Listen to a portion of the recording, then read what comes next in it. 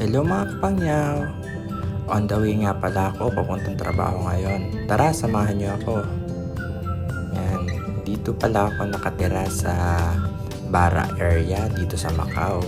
Actually guys, malapit lang yung pinagtatrabahoan ko. Pwede akong mag-bus or yan, maglakad. Pag maaga ako nagigising, mas pinipili kong maglakad na lang kasi alam niyo na, para exercise na din. Siyempre, kailangan din natin magpapawis kahit paminsan-minsan lang. So yan, pag maaga ako nagigising, mas pinipili kong maglakad kasi alam niyo na, mas nakaka-enjoy minsan maglakad. Marami kang nakikita, marami kang nakakasalubong, tsaka marami kang, alam niyo na, yung parang nagsa-sightseeing ka lang. Yan. Ito nga pala yung mga dinadaanan ko. Medyo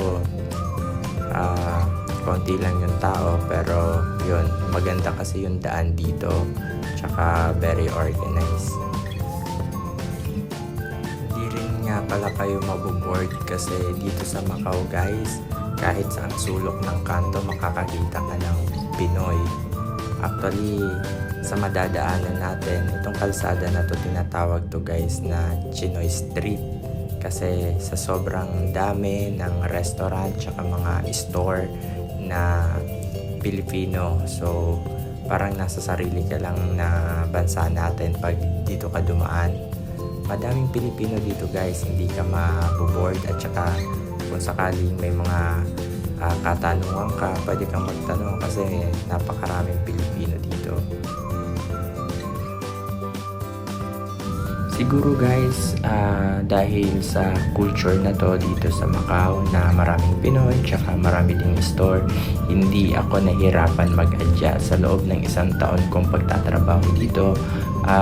So far, nag-i-enjoy pa naman ako. Then, masarap dito magtrabaho. Yung weather, yun nga, papasok na din yung winter natin dito. So far, hindi siya tulad ng mga European country na talagang maninigas ka sa lamig. Dito, medyo tolerable pa. At ang isa pang kinaganda dito guys, since malapit nga lang siya sa Pilipinas, madali tayong makakauwi pag gusto nating magbakasyon. Malapit din siya sa Hong Kong.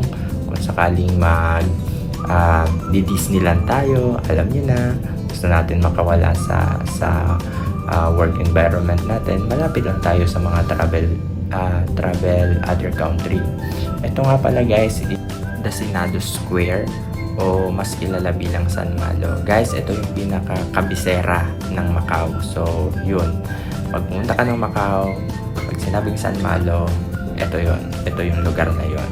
Eventually, ito yung tambayan ng mga kababayan nating OFW dito sa Macau tuwing day off nila. Dito sila nagtitipon-tipon. Actually, maraming Pinoy dito, lalong-lalo na pag Saturday night. Kasi pag linggo, some of our kababayan is rest day. So, marami talagang tao dito pagka weekends.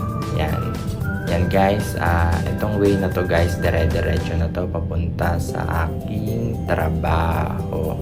Yan.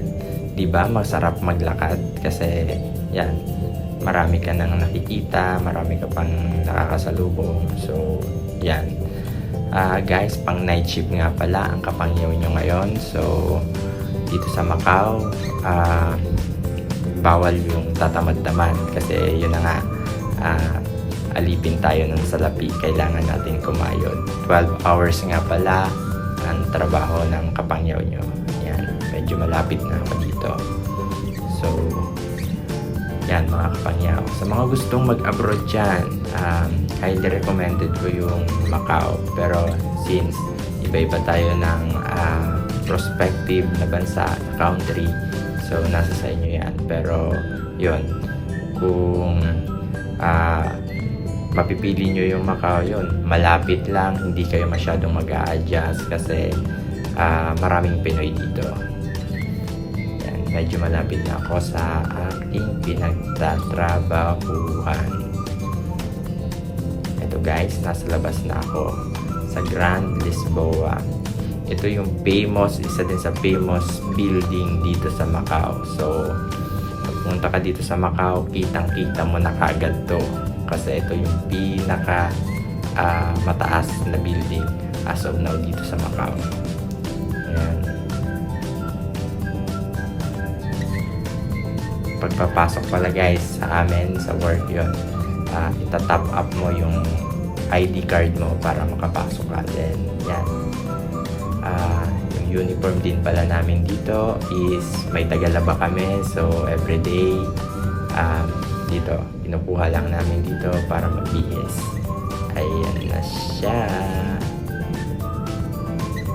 going to BS na ang kapangyaw nyo para sa umpisa ng mahabang trabaho. At yun lang guys, dito na tayo nagtatapos. Hanggang bukas ulit, magtatrabaho na ang kapangyaw nyo. Bye bye!